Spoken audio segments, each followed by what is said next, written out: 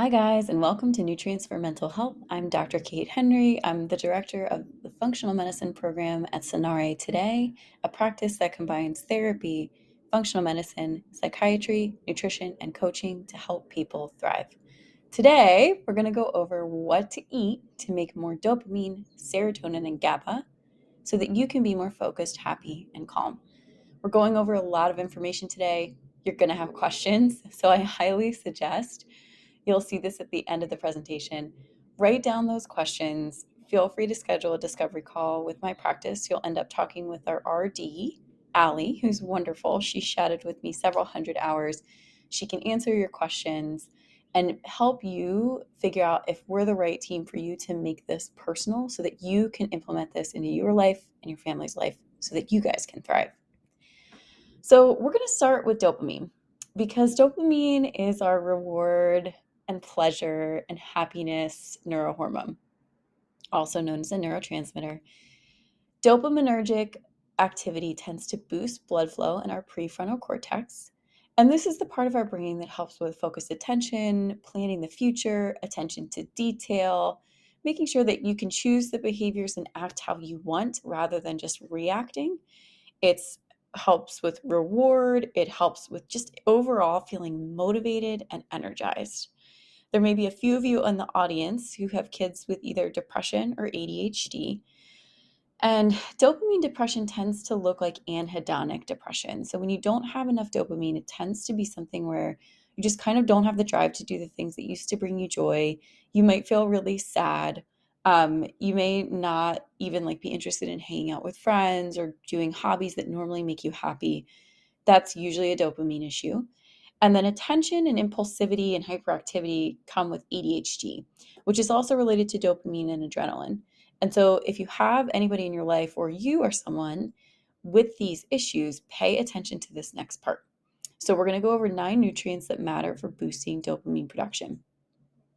And here's why this is important. We're going to skip ahead a second. The way you make these neurotransmitters is not with a pill.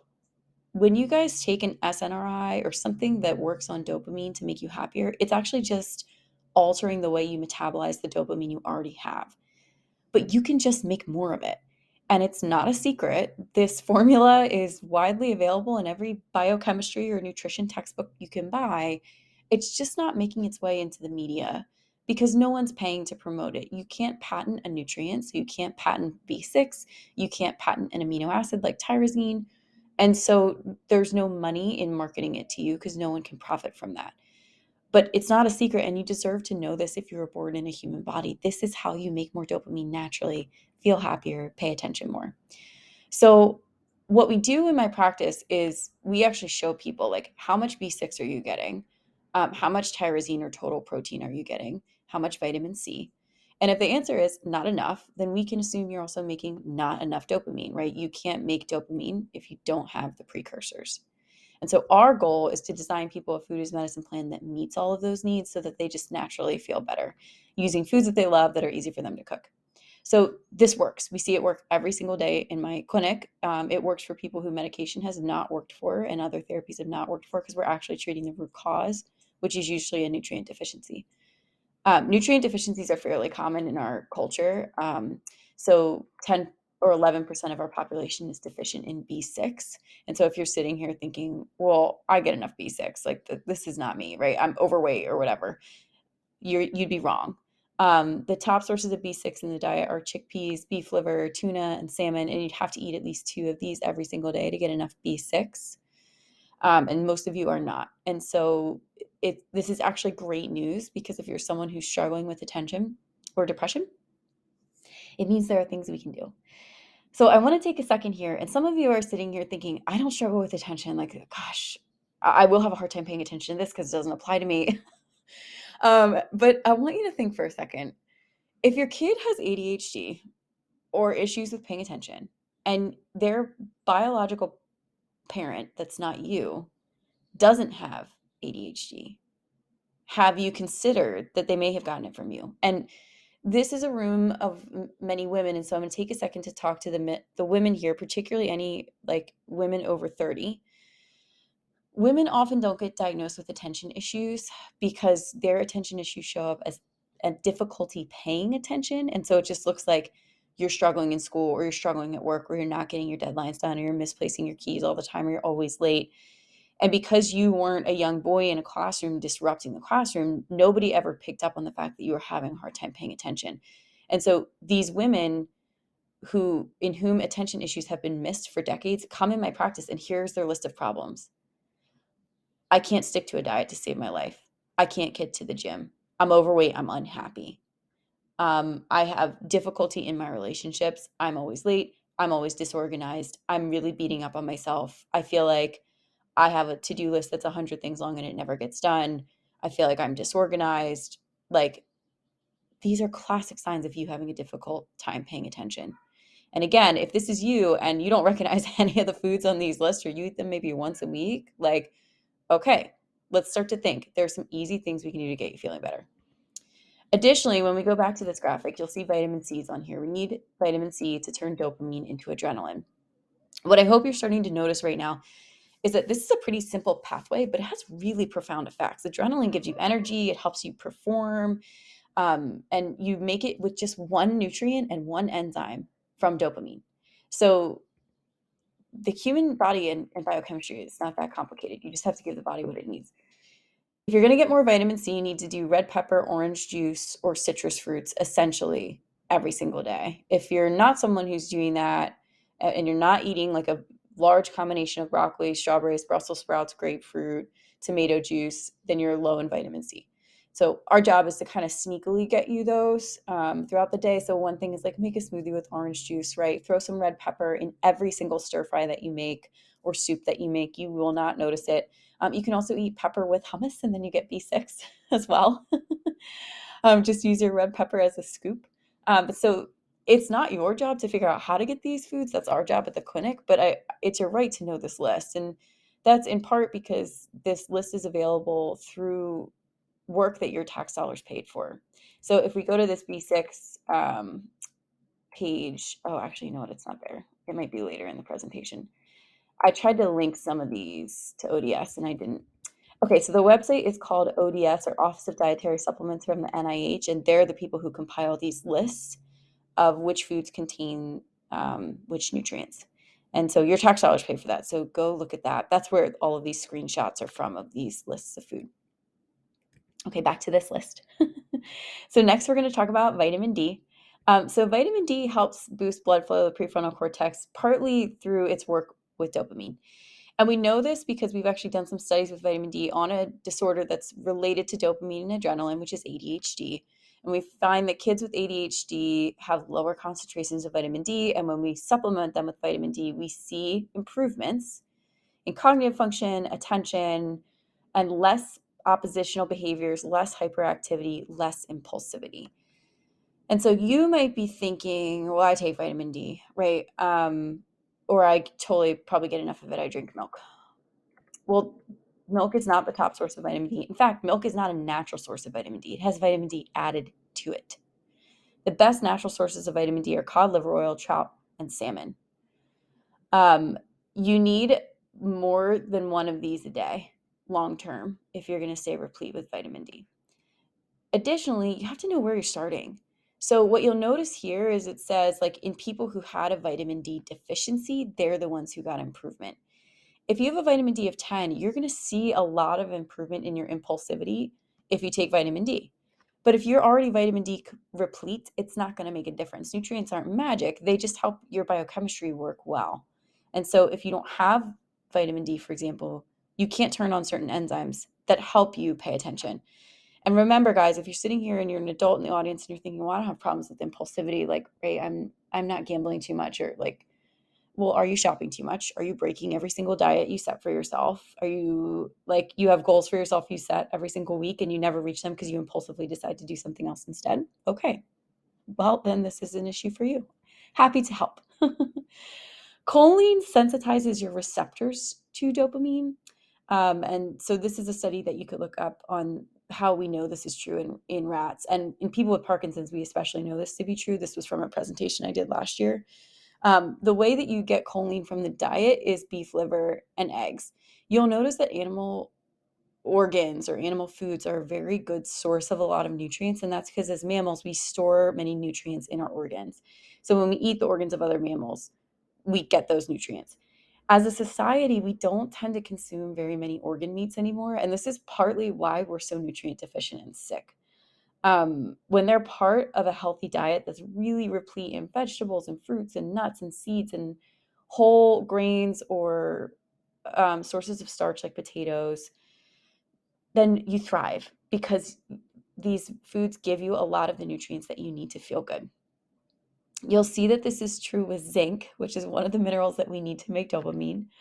Oysters are the number one source, and then beef chuck, crab, beef patty. So if any vegans in the audience, I want you to start to think, oh, maybe it's time for some lab work, or maybe I need a supplement. If you haven't eaten these in years and you're feeling sad or depressed, these might be issues for you, right? Come see us. We'll help you. And this is the link I was talking about earlier, ods.od.nih.gov. This presentation is going to be available later. I'll give you guys the link. And so feel free to go check this out. And I reference these graphs a lot. I have tons of free content online on YouTube, on Instagram. So you can always find this link somewhere on my page or on my blog or on my presentations. So yeah, eat more oysters. Or take a supplement. This is where a multivitamin starts to be really useful because you'll notice already you're kind of like, oh my God, I don't eat beef liver, I don't eat eggs, or I don't eat crab a ton. This is where a good multivitamin is actually good nutritional insurance for you as long as it's pharmaceutical grade and as long as it actually has meaningful amounts of these nutrients, and I can help you pick one. Lastly, omega-3s. So interesting, you can actually use omega-3s to treat anger, which I just love. But the reverse is true, right? If you have a deficiency of omega-3s, you're actually likely to be more irritable and angry. If you guys haven't been eating flax seeds, chia seeds, walnuts, or salmon every single day, you're likely to be suboptimal in your omega-3 status. Omega-3s also help with pain. There's a number of really beautiful studies about how omega-3s help to reduce the production of inflammatory mediators that cause pain. The bonus, if you eat flax and chia and walnuts, you're also getting fiber, which is incredibly important for regulating your hormones. If you eat it with salmon, you're getting vitamin D. So it's beautiful because foods combine multiple nutrients. So rather than having to take 10 different supplements, when you eat a food source of the nutrient, you get other nutrients with it. So we covered nutrients that matter for dopamine. We're going to hold off on some of these because I'm going to talk about them because they're actually used to make serotonin or Gaba as well. So serotonin is a neurohormone. The list of things that it does in the body is so long and interesting and awesome. We're talking about mood right now. And so in this case, when you have enough serotonin, your mood is a bit uplifted. You are more relaxed. You are less irritable. People who have low serotonin tend to misread facial cues of the people around them, right? So somebody walks in the door and you're just immediately like, what's wrong? Why are you mad at me? Or what's going on with you? You tend to pick up on errors in the environment. So you walk in the house and the first thing you notice is everything that's wrong. What's messy? Dishes aren't done. Trash isn't taken out. Or at work, right? You're a nitpicky boss and you just wish you weren't. You're thinking, I didn't used to be this irritable. I didn't used to feel like this. Serotonin could be the issue. Sleep deprivation will also cause these same symptoms. And so please go look at my Eat Right for Your Sleep video if this is part of your picture. And that's also true because we make melatonin from serotonin, and melatonin helps with onset of sleep. And so think about this for a second. If you're someone who's taking melatonin, first of all, please don't take more than 3 milligrams a night. I just posted a video about this. Go watch it. But if you don't have enough serotonin, you're not going to have enough melatonin because you only make melatonin from serotonin. So the better thing to do is really to make enough serotonin by consuming the precursors I'm going to tell you about, which are here. And then by making sure your eyes aren't exposed to blue light before bed, which allows these enzymes to turn on. And within about a half hour, you make melatonin enough to help you begin to fall asleep. We talked a lot about this on a podcast I did, the Root Cause Medicine podcast with Rupa Health. We talked a lot about serotonin because Dr. Carrie Jones is amazing. And she was like, oh my God, every single woman in my practice has low serotonin. let's talk about this. And it was a really fun time. So go listen to that if you want to learn more about what serotonin does and its relation to sleep. But for now, we're going to talk about serotonin production.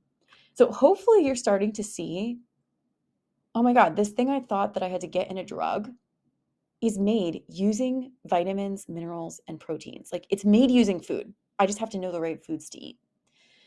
So the right foods to eat are tryptophan or protein,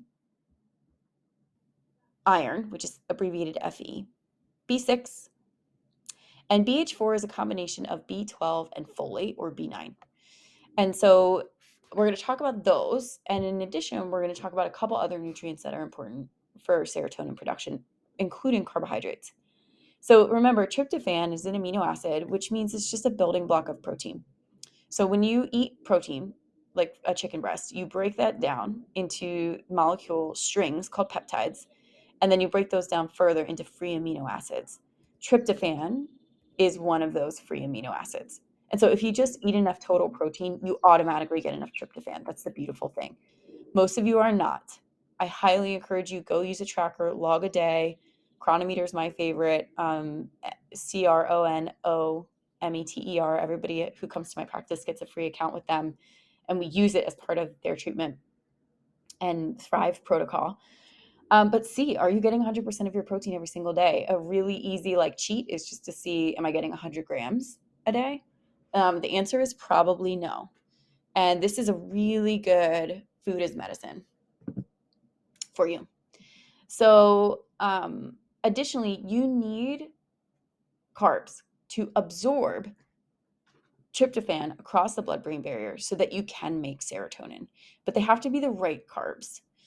So you can see I've talked about this a lot over the past few years. I have these slides on lock.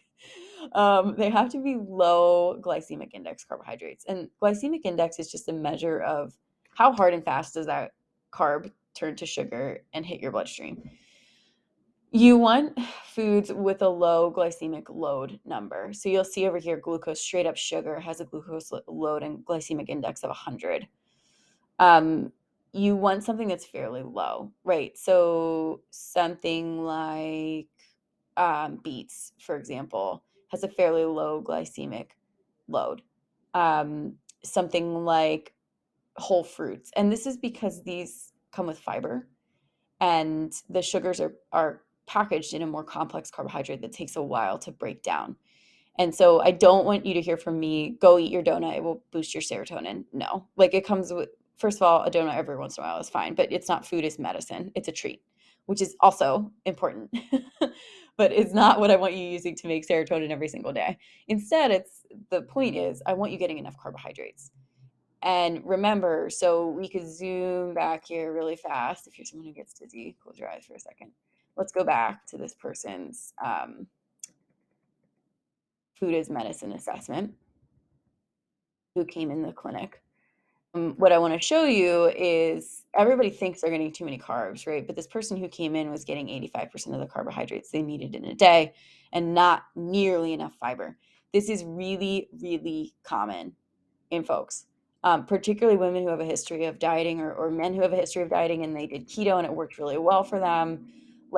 They're under consuming carbohydrates. They're cranky, they're sad, they're irritable, and they don't know why. Well, you're not eating enough carbs. And so we can get you eating more carbohydrates, but get you also eating more fiber in a way that actually helps you burn more calories, lose more weight, feel more satisfied. And it's not magic, it's just good medicine and a really profound understanding of nutrition, which you would hope most doctors have. But most doctors don't get nutrition education in school. They get about an hour, whereas I got 3 years. And then I'm blessed to work with a really good registered dietitian, Allie, who's in our practice.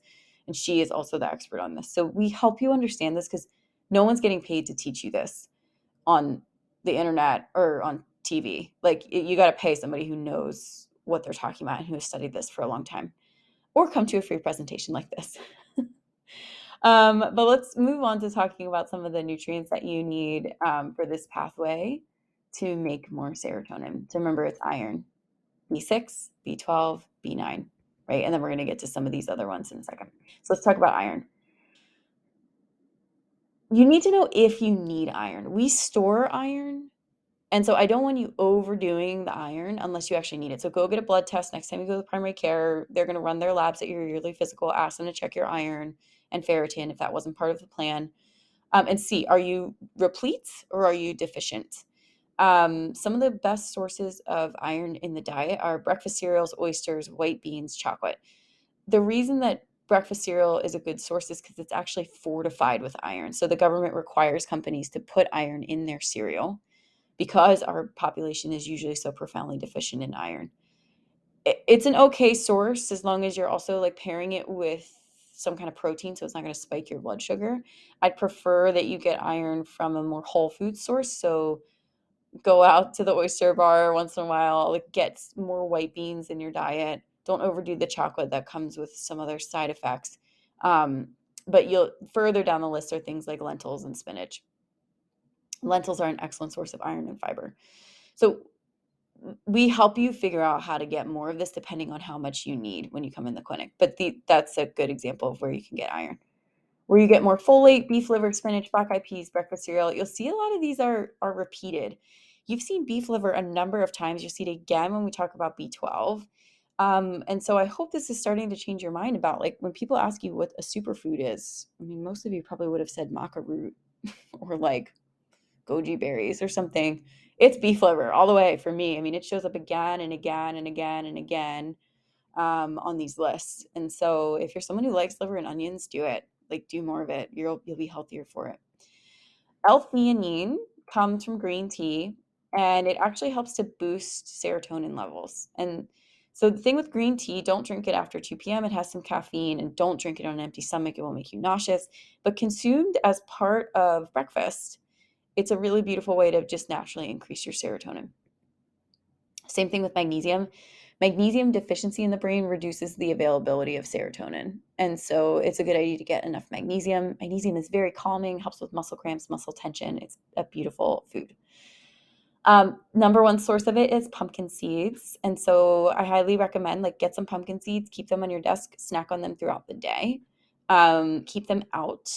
Your kids are likely to munch on foods that are out. So keep them out along with some fruit and veggies. What you'll notice is everybody in the house is more calm. Nobody has the same level of muscle tension that they used to have. So they're not getting tension headaches. And everyone is going to the bathroom more effectively. Like no one's constipated. So it's just like triple good benefits all around. It's also available in chia seeds, which are a good source of omega-3s, almonds and spinach. You've seen those pop up a couple times too. So these are whole foods. And again, you can keep them out. You can easily throw chia seeds into a smoothie, oatmeal, even soup. You really won't notice them. Or make an awesome chia seed pudding with some coconut milk. Trail mix, you'll start to see again, because nuts and seeds are such a good source of nutrients. Trail mix is actually a fairly healthy snack as long as it's just fruits and nuts. So we're going to switch gears. We're going to talk about GABA. GABA is our calming neurotransmitter, makes us feel chill. If you have ever had to take Xanax for any reason, then you know exactly how this feels. It feels very calming. We make GABA a little bit differently than we make serotonin or melatonin because we make GABA in the brain. And so you'll see that GABA is made from glutamate using B6. So we talked about B6 earlier. I don't know if anyone remembers the top sources, but it was chickpeas and beef livers, right? So lots of hummus. Maybe put some beef liver in your hummus. But B6 is the major vitamin that we use for this reaction. Food sources of GABA, it's kind of hard to nail down because fermenting food sources of GABA will increase their GABA content. So things like tempeh, sauerkraut, kimchi, beans, tomatoes tend to have a lot of GABA. When you ferment them, the GABA becomes more bioavailable. This is a little bit more complex of a nutrient repletion approach to boosting GABA in terms of like the hierarchy of how complicated things get in terms of using nutrition for mental health. So often I'll actually just supplement GABA, but I use a very specific blend of GABA herbs and vitamins when I do it because GABA can be quite sedating. But a really safe, beautiful way to help everybody in the house feel more calm is just like eat more chili, right? Throw beans and tomatoes in a crock pot, like mix it with some veggies or throw that chili on top of rice and cruciferous vegetables like broccoli. Eat more sweet potatoes. These are foods that most people love or that you can throw in a chili and you won't notice. Like beans and spinach in a chili, you're not going to notice that it's in there. You're just tasting the spices. So chili is a really good medicinal food for you. Now, we've talked a lot about vitamins and minerals, but I don't want to forget that the most important nutrient for your health and for your mental health is oxygen, breathing, right? Most of us hold our breath most of the day.